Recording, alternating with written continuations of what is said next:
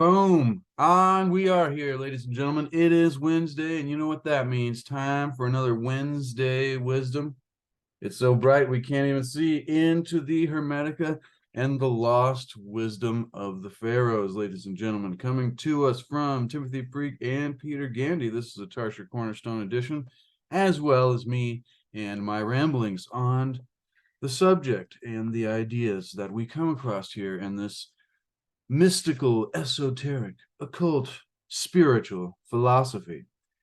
On the back, it describes it as mysticism and philosophy, but I like spiritual philosophy personally because that's kind of the way that I personally look at it. But maybe somebody else could look at it in a different way and describe it differently. That is just fine.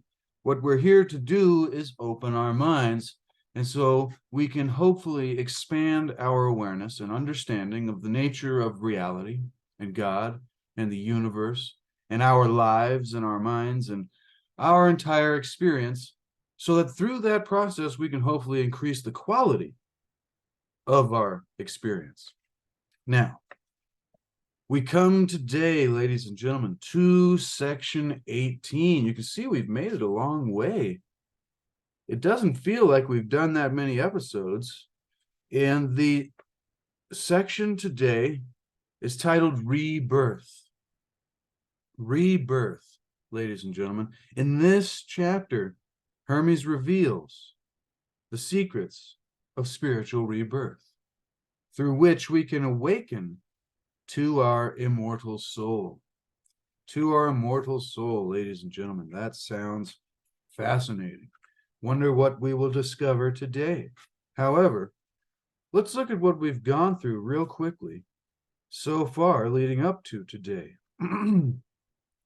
Before we began in the words of Hermes, it started with a story, an introduction of the history of the Hermetica and how it became to be such an impactful collection of wisdom and knowledge. But it began with the section titled A Forgotten Spiritual Classic. And the Hermetica, it says, this is coming from the book, quote, "The Hermetica is a collection of writings attributed to Thoth, a mythical ancient Egyptian sage whose wisdom is said to have transformed him into a god." Now, for those of you that are here, you probably know already about Thoth, but I've been doing this to hopefully introduce somebody to the Hermetica and this lost wisdom of the ages, this lost wisdom of the Pharaohs, that is extremely powerful in helping us change our lives in a positive way. And I think there's very few people who have actually come across this philosophy and been given a introduction to it to have that opportunity for themselves, because this is a kind of philosophy that falls within the realm of mysticism and esoteric, occult, spiritual philosophy. And so not everybody is familiar with it. So if you are, and you know someone who isn't, you should possibly familiarize them with it if you think it appropriate. However, Thoth, who was venerated in Egypt from at least 3000 BCE, is credited with the invention of sacred hieroglyphic writing, and his figure, portrayed as a scribe with the head of an ibis, can be seen in many temples and tombs. He is the dispatcher of divine messages and recorder of all human deeds. Makes me think of the Akashic record. Fascinating. So, it begins telling us all about Thoth and the Hermetica. To distinguish the Egyptian Hermes from their own, they gave him the title Trismegistus, the Greeks did, meaning thrice great, to honor his sublime wisdom.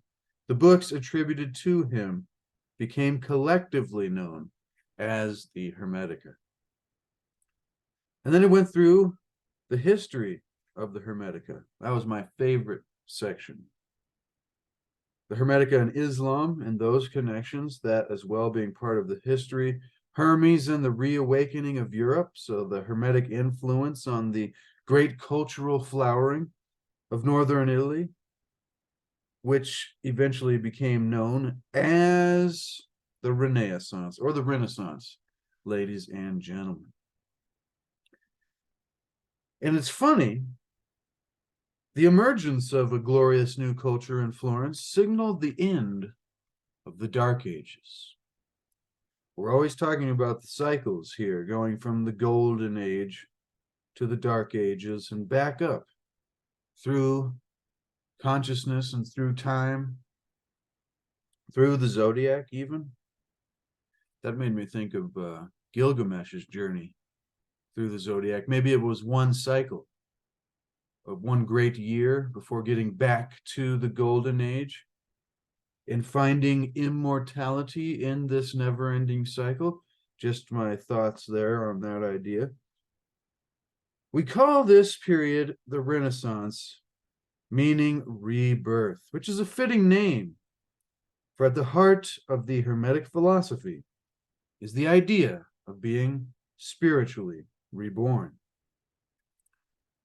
But people have different understandings and descriptions and ideas of what a spiritual rebirth means. So I am not certain about any. I just have an open mind and like to look into all of this. So hopefully you've got yourself a beverage, ladies and gentlemen, of choice. Hopefully you're well. Hopefully it's a beautiful day where you are. And so I find it also fitting, speaking of this Renaissance and this rebirth being at the heart of the Hermetic philosophy, because we find ourselves today on section 18 entitled Rebirth. And so before we ramble anymore on a whole bunch of other stuff, let's leave it right there, because that was a fitting segue into what we're doing now. The book, or the section 18 entitled Rebirth, begins by saying, quote, "The inexorable working of destiny imposed on man by the turning of the zodiac subjects all human beings to the pain of birth and death." And we've learned a lot about this in the previous section. So if you've missed any of these previous videos, this all links together in an understanding of this entire philosophy. So the things that come up in these later verses are referencing everything we've learned already in the more basic levels or areas. But this, once again, is just a small collection of much more collections of this philosophy. So that being said, I'll continue. Man's problem is that in his ignorance, in our ignorance, in his or her ignorance, we believe ourselves to be just our body. And think of, if you're not there yet, how powerful it could be having a new awareness, a new understanding that you are not just your body. How much that could change the way that you think about and experience your own life and go about making the decisions that you make. Now, unfortunately, there could be a deep end you could go off to where you say, oh, I'm not my body. I'm just going to abuse and destroy it as much as possible. And I think that would be counterproductive to the understanding.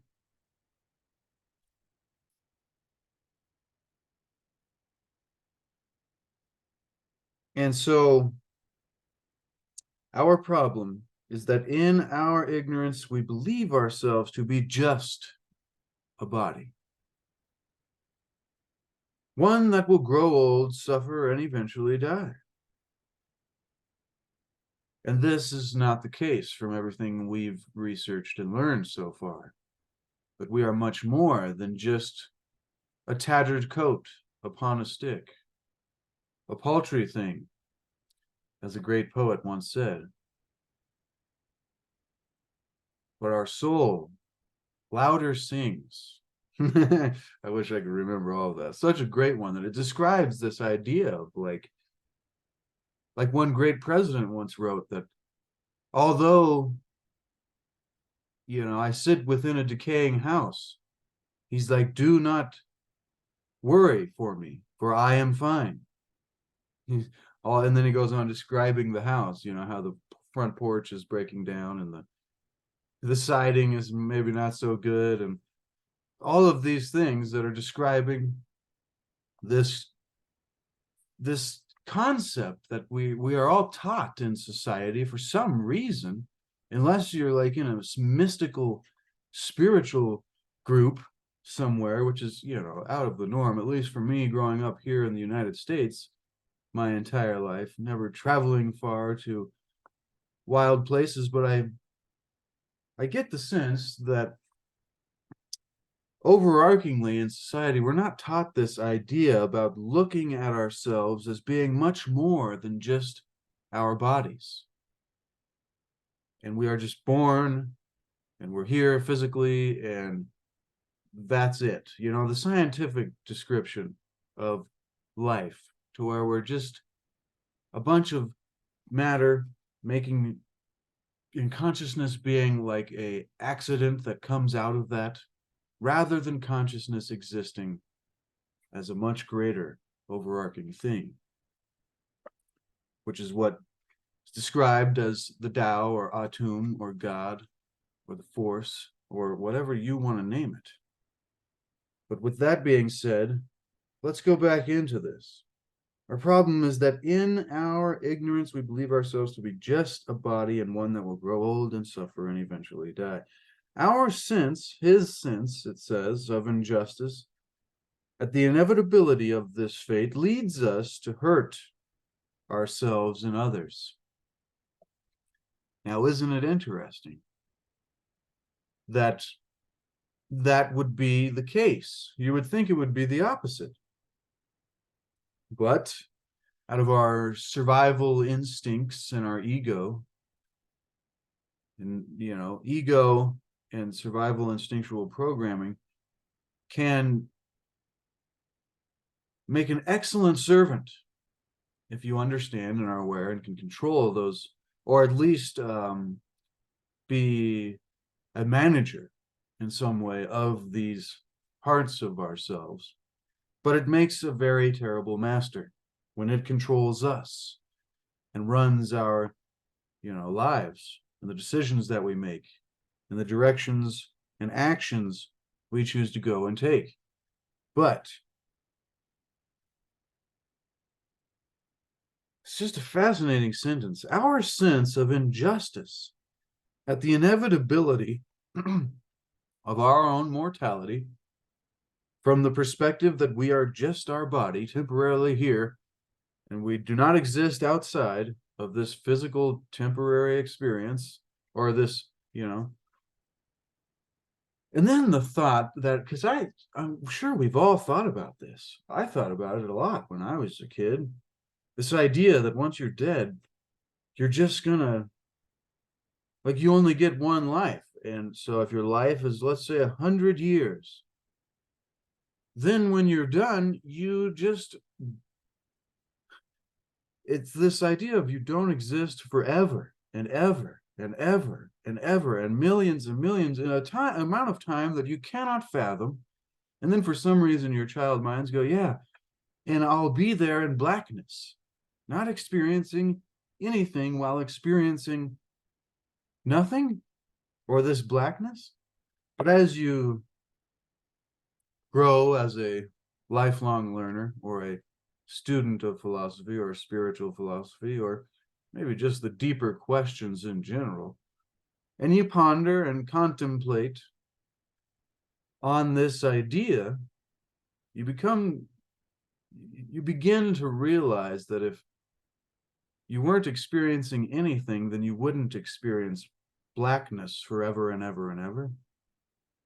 But you can see how it leads to this very, kind of fear-driven, and isn't it interesting? I think with Guerrilla Press or Future or we were just saying in the chat room during yesterday's premiere, and thank you for those of you that joined me here in the premieres and in the chat room.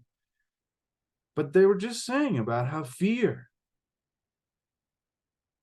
and revenge and envy, and these are the things that are the true enemy, that lead to a lack of freedom in whatever sense you want to describe it as, whether that be personal freedom or societal freedom. It's just interesting that I'll read the sentence again that made me think of that tangent, because it's like the book says, quote, our sense, it says his sense, but it's talking about us collectively, human beings. His sense of injustice at the inevitability of this fate, that we are just the body and we're just going to be born and grow old and then die, and that's it. And there is nothing else greater than that. I'm once again paraphrasing. It's impossible for me not to ramble when it gets to these kind of topics, but our sense of injustice at this and the inevitability of our fate leads us to hurt ourselves and other people. Why does this happen? Instinctual survival programming? Maybe. Let me keep reading for once. Sorry, ladies and gentlemen, but hopefully you're getting value. Thank you for being here. Now, either through lust for more life or for fear, like we were just saying, of approaching death. The fear of this never-ending enemy chasing at our backs. The old imagery of the reaper. But we all know that we will reap what we sow, so isn't that a lesson that we all should know?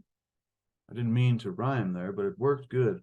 But I mean, really, like shouldn't you be expecting, this goes back to the philosophy of the weighing of the soul, of Thoth, and the purity. It's like Hermes laments that this pure philosophy and this understanding will be lost to future generations. I believe he was referencing the coming Dark Ages, because I believe he was before then, but that it will be lost and that we will. All right, I'm getting too many tangents away here. This lust for more life and the fear of losing it causes us to act irrationally and out of alignment with spiritual law or natural law, harmony with nature as it is described in the Tao philosophy, or a connection to Atum. By Atum's will, Hermes said, or Thoth said, mind is like a prize that human souls may win.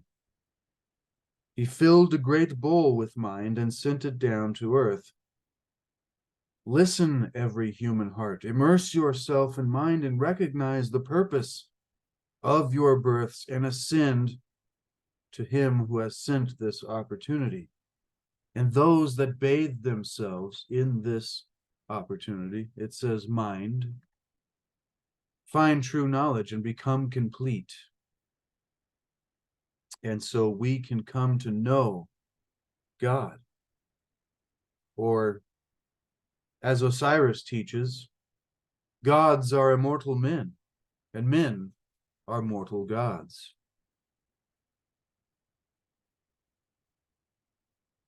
Then you will know Atum.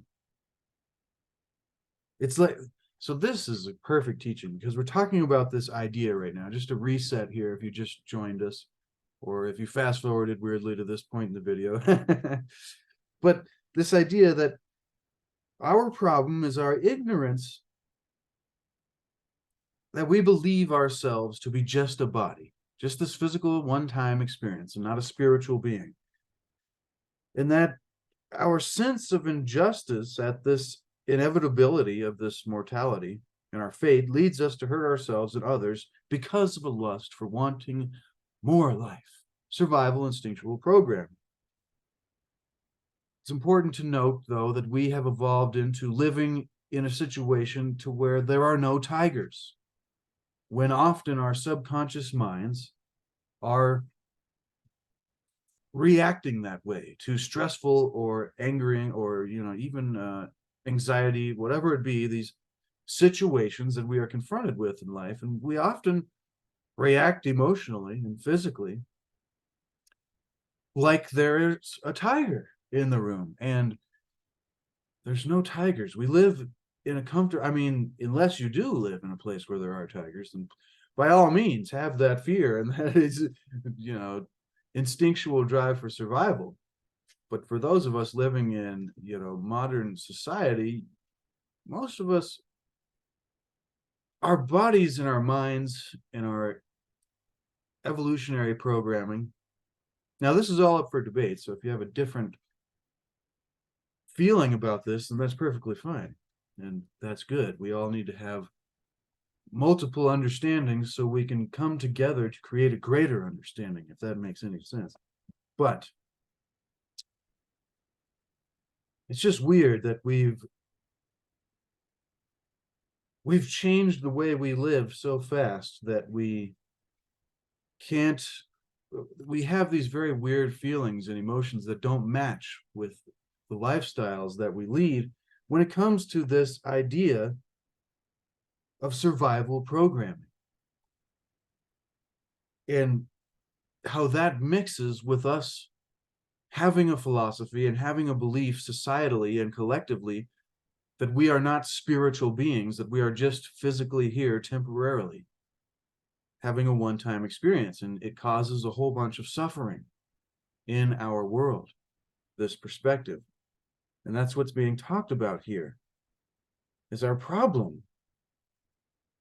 From the opposite perspective, or from at least this spiritual, esoteric, philosophical perspective of the Hermetics and the lost wisdom of the Pharaohs, this ancient Egyptian spiritual religion, the inexorable working of destiny imposed on us by the turning of the zodiac and universal law, which we learned all about in previous videos and chapters in this book, it subjects us to this inevitable mortal experience, which it describes as pain of birth and death.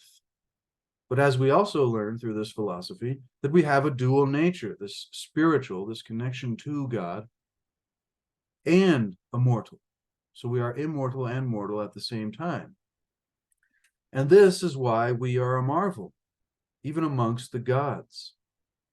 It says, man is the most divine of all beings, for amongst all living things, these are the words of Hermes from the book, Atum associates with him only, speaking into his dreams at night, speaking to him in dreams at night. Us, him or her, once again, clarifying. In the flight of birds, in the whispering oak. It's just very fascinating. It goes on and on about man has a twofold nature. See, this is what I was getting at. In his body, ladies and gentlemen. No, in his body, he is mortal, and in his intelligence, he is immortal. He is exalted above heaven, but is born a slave to destiny. And so that's what it was talking there about when it's referencing this turning of the zodiac and destiny subjecting us to this dual-natured life, this duality experience. But if we do not see it from that perspective as a duality experience, then we will get caught in the societal collective struggle survival race that leads us to have this belief that we are just a body and that we're just going to grow old and die. And it will give us this sense of injustice. I'm just going back over here, the inevitability of that fate, and it will lead us to hurt ourselves and others. Now, let me keep going before I ramble on the same thing over again. These crimes, it's fascinating. These crimes serve further to bind the soul to the body, and so increase man's suffering. And so that's why we are here, to decrease our suffering. Because isn't it the Buddha that said that the only real problem is suffering? And if we could decrease suffering, I don't know, I forget. I'm going to have to look that up one of these days. Please, correct me and clarify that statement down in the chat room, because it's an important one. And it goes back to this idea that if we could create a greater awareness and understanding of the nature of our own minds and reality and philosophy, and create a new perspective, we could change the way we look at things, and then have the experience or what we look at change. We could begin to decrease our suffering rather than having a lot of ideas and beliefs and perspectives that increase our suffering. Purifying ourselves of ignorance is therefore, it's like, so what do we do, Hermes? What do I do, Chase? Well, I'm not your master, so don't ask me, but Hermes, what do we do? Purifying ourselves of this ignorance is therefore the first step on the ladder that leads to rebirth. This is going to be cool to hear in the words of Thoth and Hermes, because he always puts it in a different way. Oh yeah, he describes the steps of the ladder. Third is lack of self-control. Fourth is desire. See, isn't it so weird that we were just talking about these things in the chat room yesterday? It's great. It's always great. That's why I like to do those premieres. One day we'll do these live, but I feel like as distracted as I get off of what I'm actually reading, if I was interacting with the chat room, I would never even get through a paragraph. Maybe. But then we'd be here for 6 hours trying to read section 18. If you're getting value, though, consider subscribing, smash the like button, and share this with somebody who you think could also get value. And this understanding that we are not just our body and being spiritually reborn. Hopefully I remember that as the title. So, if we learn that the first step to escape this suffering of this philosophy of believing that we are just our body and that we will eventually just suffer and die, and that's all that life is, just a physical experience, and there's no spiritual divinity to us, there's no soul, or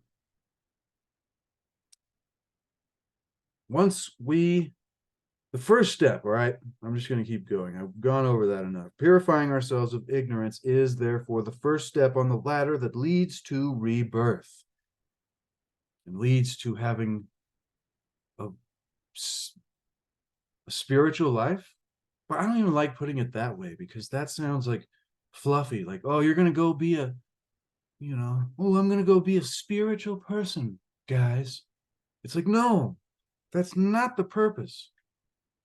The purpose is having a new outlook from a different perspective so that you can take on life with a new power, a new strength that comes from within yourself, that you have created by, I guess, coming to know a connection to something that is greater than you. Like, we're not trying to be fluffy out here and just be like, yeah, we're spiritual. No, this is serious business that takes diligent effort with, like Atum was describing, our minds. We must become immersed in mind in order to experience God. And if you don't believe God exists, then that's just fine. We need to become immersed in mind in order to experience a better life in general. And you can describe that as God if you want to, but it's interesting. See that everything coexists within mind, all times and all places, all things of all shapes and sizes. Then you will come to know God, or in this philosophy, Atum, or the Tao, or the Force, or the Universe, Great Spirit. I like Grand Organized Design, GOD, but that's a... And so if this is possible, to create this connection, in that the mind is this divine ability that we are given,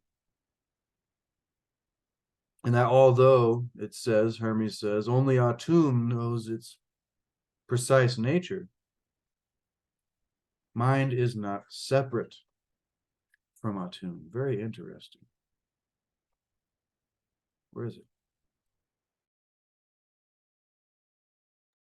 There we go. That's the first time I've ever had to use the mute button, I think. Had a little cough there. But so purifying ourselves of this ignorance of our true divine spiritual nature and our connection to that thing that does all things while seemingly doing nothing at all, and it beats our hearts and it breathes our lungs and it runs all the functions of not only our bodies without us even thinking about it, but at the same time it grows all the plants and it blows all the breezes and flutters all the wings of every, all the insects and the birds. And you could go on creating poetry out of that kind of stuff. But once again, that we're not here to be fluffy. We're here to actually get to something that means that we can change our life with. Because it's these kind of philosophies that do have that power. Wow. I better take a drink of water.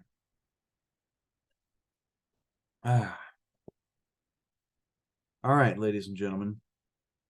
Let's learn how we can do this, Hermes.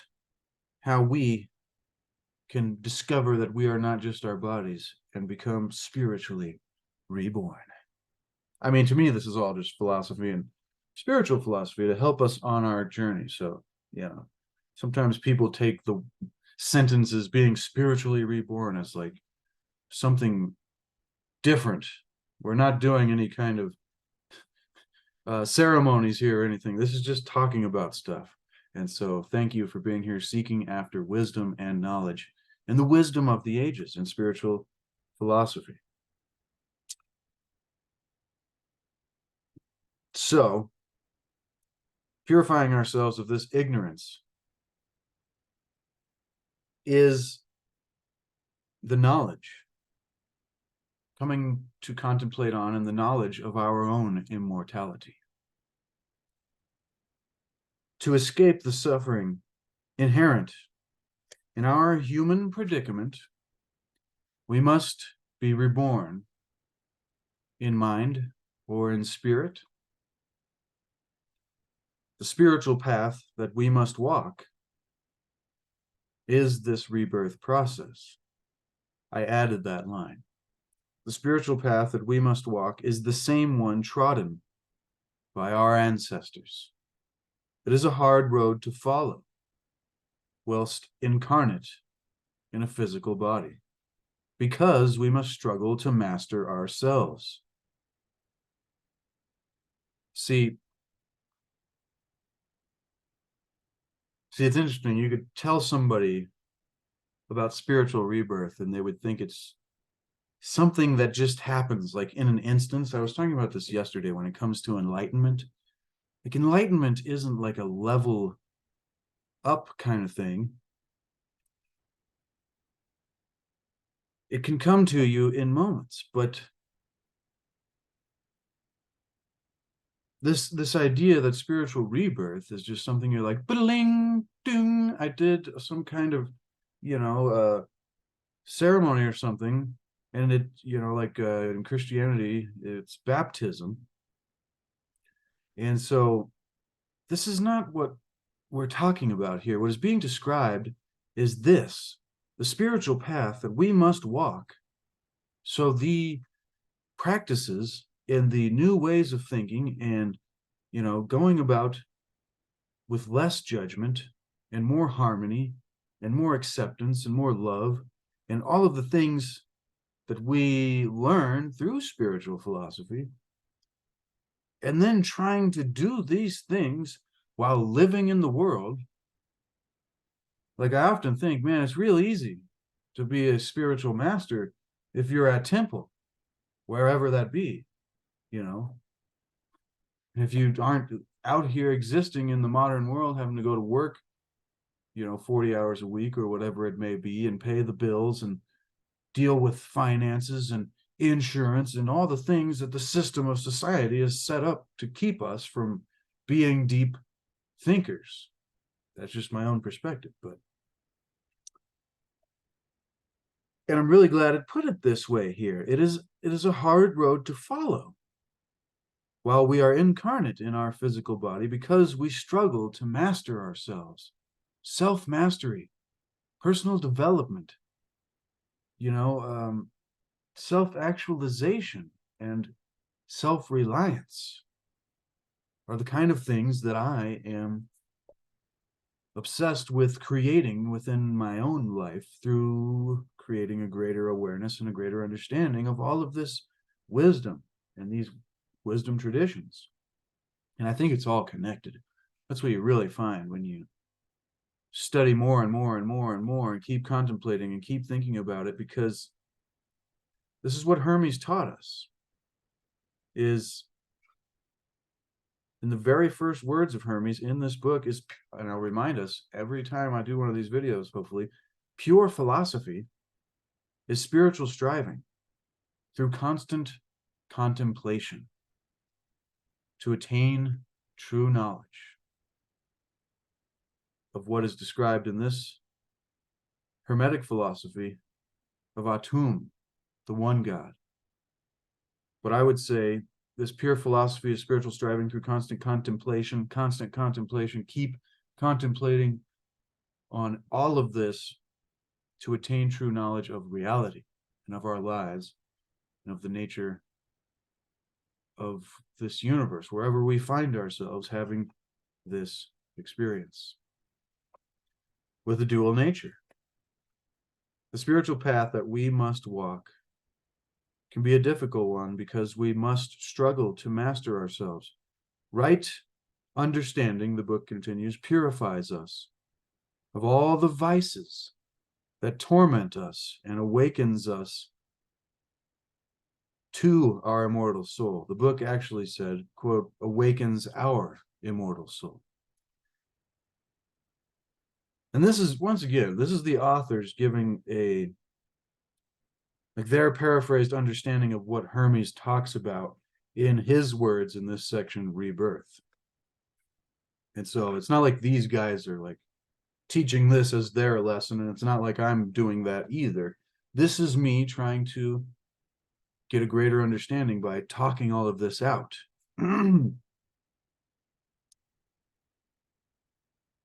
But it's super fascinating. I love every bit of it. It really helps me to go through life with a different perspective, because all of these ancient spiritual traditions almost say the same thing with just different titles.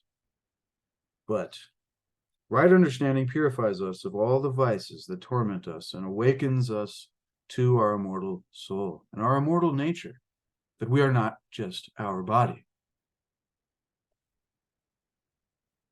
But what is this right understanding? Well, I think that is the pure philosophy that we were just describing a second ago, to come to attain the true knowledge of a spiritual life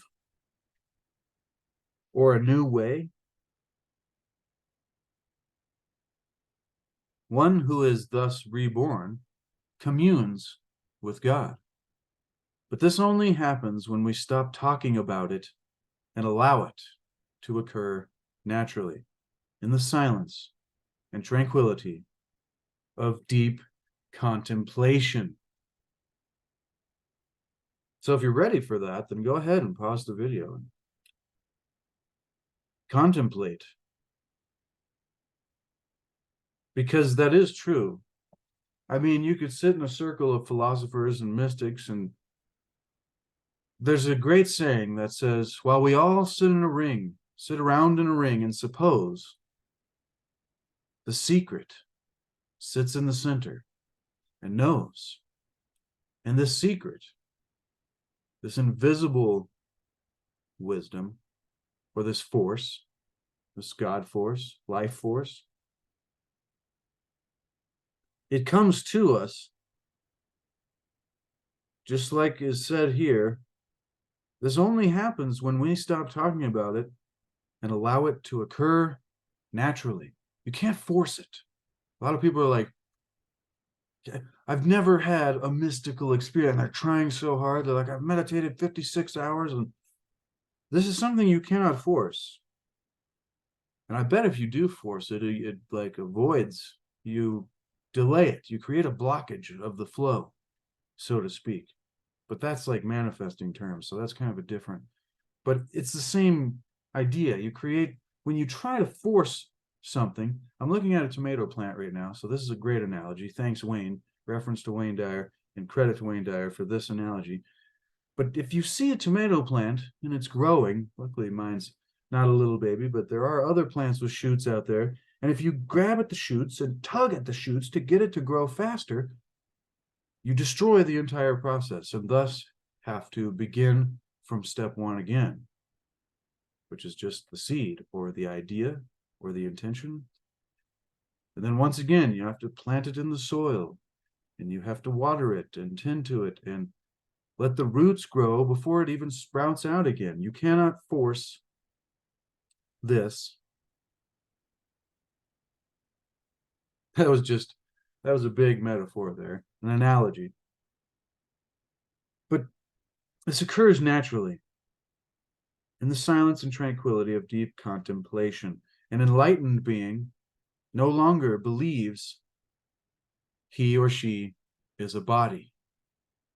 An enlightened being no longer believes that we are just a body.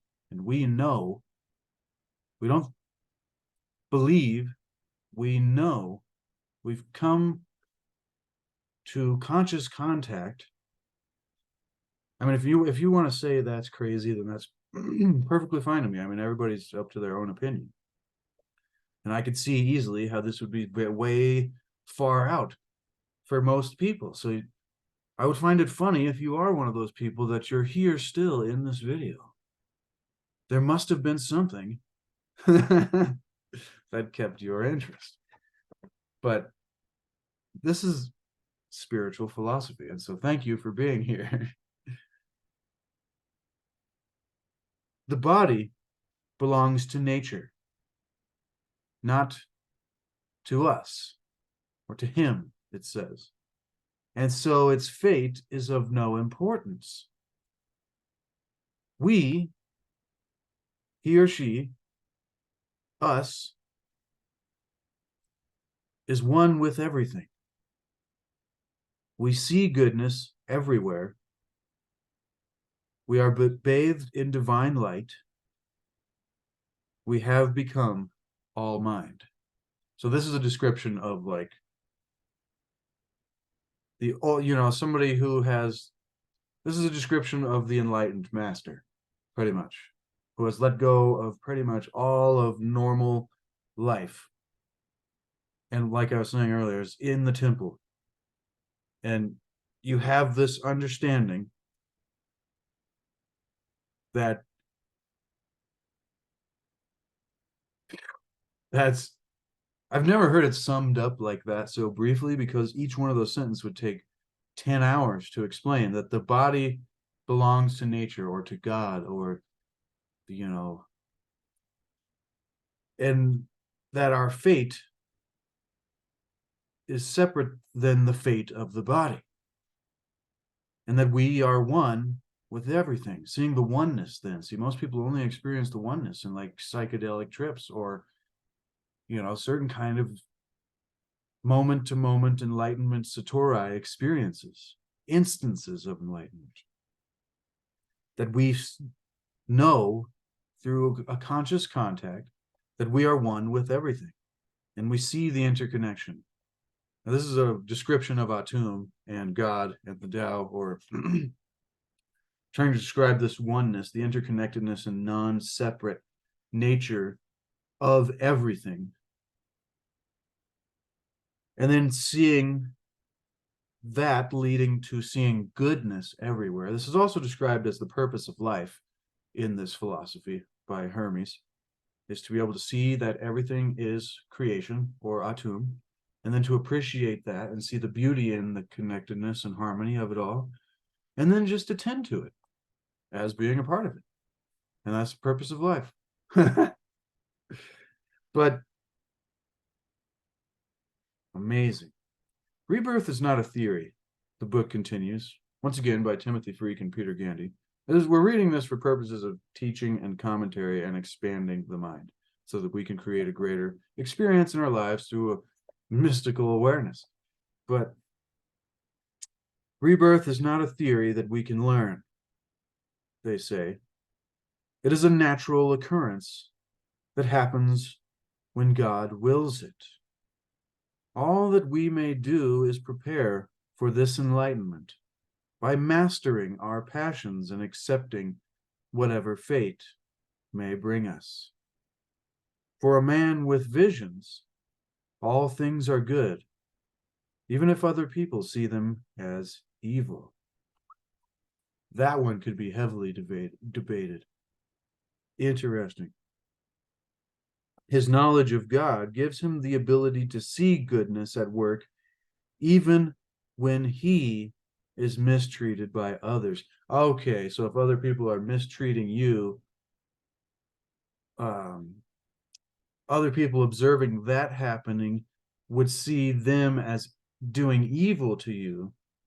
But from this higher perspective of zoomed out of like time and space and seeing that everything is God and it all works out how it's supposed to anyways, according to the nature of reality, I guess. I mean, because if you take yourself out of your personal perspective here in this temporary amount of time that we experience life, you know, like saying that we know how things should be and this is good and that's bad, and I know all of time and how this event right now that I think is bad shouldn't happen, but who knows if 50 years later that will lead to something that it was all supposed to happen. And if you look at your lives, and I bet we'll all agree with this, that there were very interesting things that we went through that may have been pretty negative at times or bad experiences that led you to where you needed to get to. Like the things that you had to go through to get to where you needed to be. And if you are in a struggling place, then believe this and keep going. When you are in the valley of darkness, don't set up camp. Keep going, because these are the things that will lead you to where we need to get to. This is what it's saying about this idea of destiny and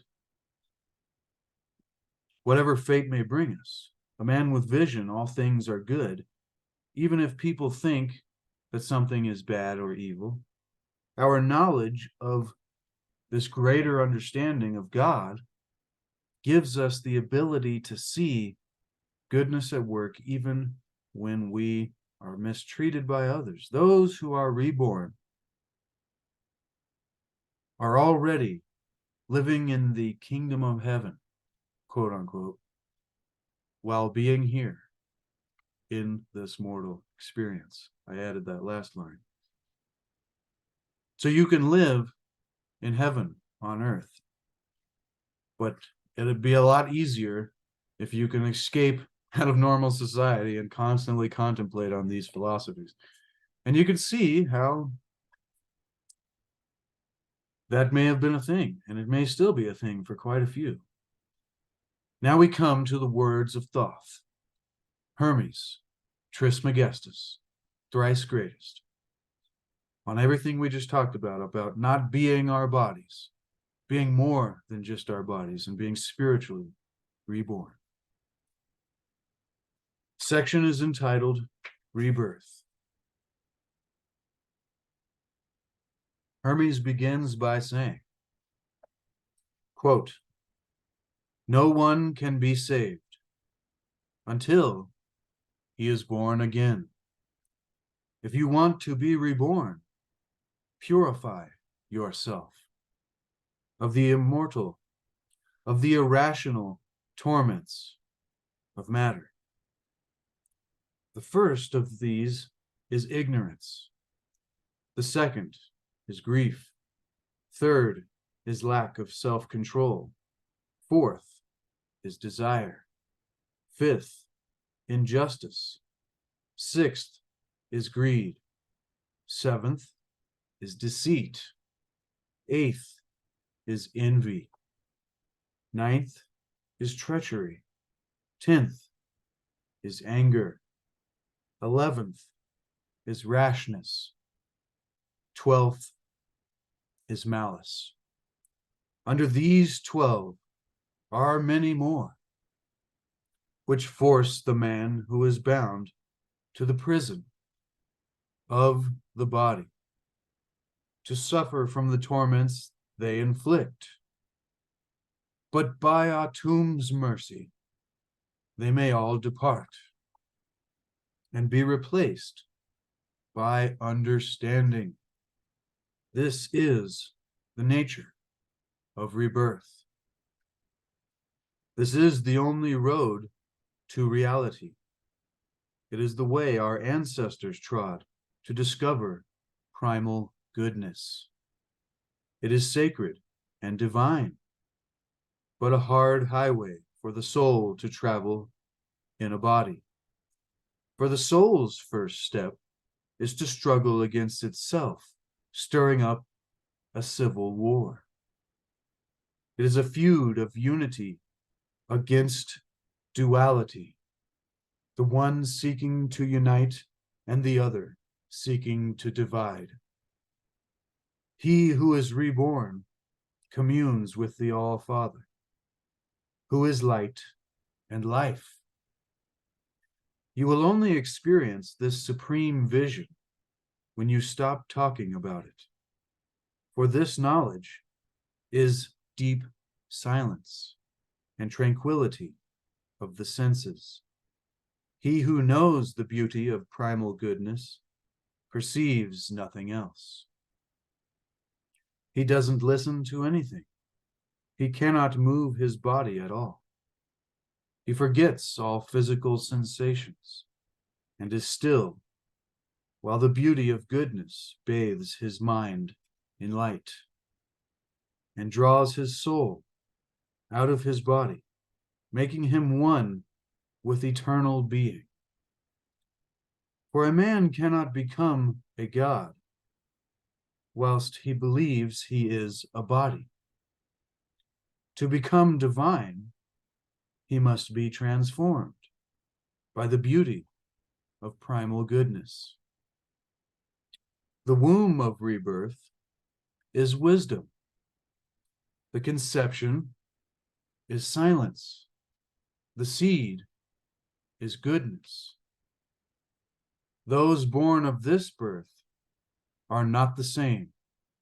They are of gods and the children of Atum, the one God. They contain all. They are in all. They are not made up of matter. They are all mind. Rebirth is not a theory that you can strive to learn. But when Atum wills, he will remind you. A man may only seek to know Atum by controlling his passions and letting destiny deal as she wills with his body, which is no more than clay that belongs to nature and not to him. He should not attempt to improve his life by magic or oppose his fate using force, but allow necessity to follow its course. For the man of vision, all things are good, even if they appear evil to others. When men devise mischief against him, He sees it in the light of his knowledge of Atum. And he, only he, transforms evil into goodness. And that concludes the words of Thoth and Hermes Trismegistus on that section entitled Rebirth.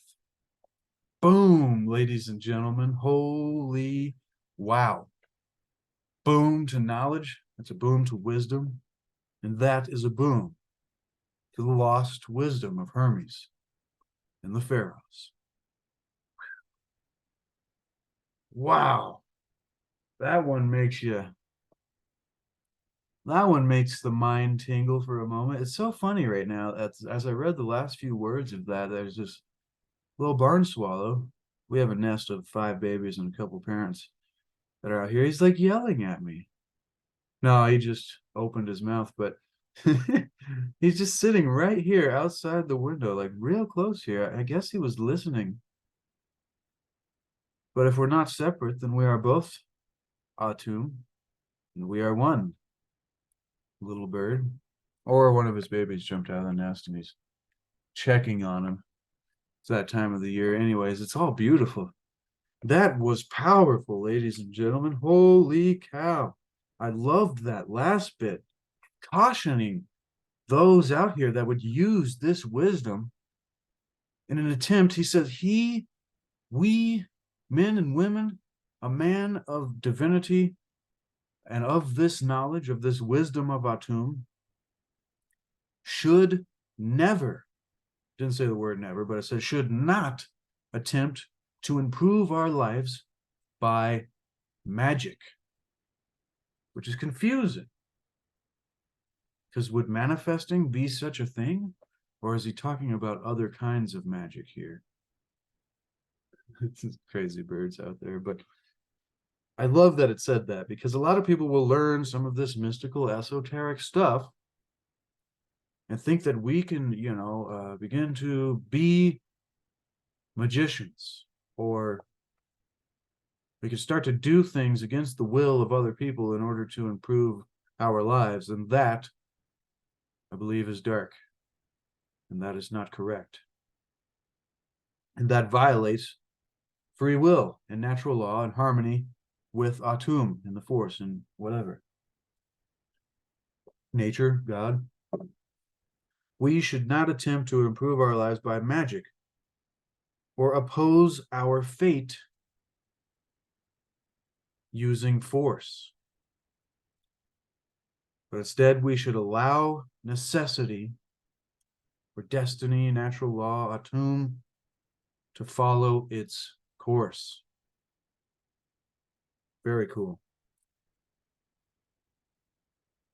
Very cool. That was deep and incredible, ladies and gentlemen. Normally, I'll go back through and kind of pick out some things and ramble on it. I'm gonna only do that for a very short time here, because this is powerful. And we're getting close to the end of this series, and I think we could go back and begin to make connections between all of these and discover more. Next week, on Wednesday Wisdom, in this series of Hermetics and the Hermetica, we find ourselves at the section 19, entitled Secret Teachings. Secret Teachings, ladies and gentlemen. In this chapter, Hermes reviews his teachings. Cool. So he's going to go back.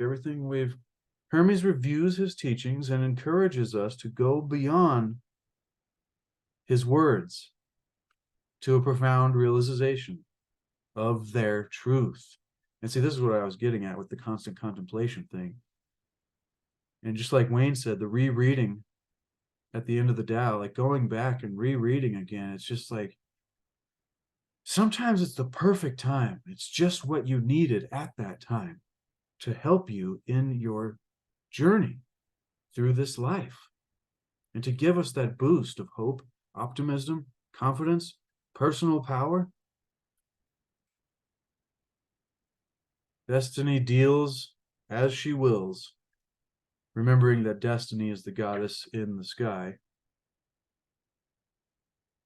The destiny is the black background of the sky, and the stars are the inscriptions of destiny on her body. I loved that bit back in the beginning. I think that was the being of Atum, the initiation of Hermes, contemplating creation, the living cosmos, the circle of time, talking about time and change. Then the gods, that was a good one right here. To the ancient Egyptians, the night sky was seen as the body of the black goddess, sprinkled with stars. In the Hermetica, she is known as the great goddess Destiny. Ah, now there's a baby out there that perched on the same point. So he's doing good. Looks like he's starting to fly. They must be loving this video. They must be able to hear my voice through the window here. It's not open, but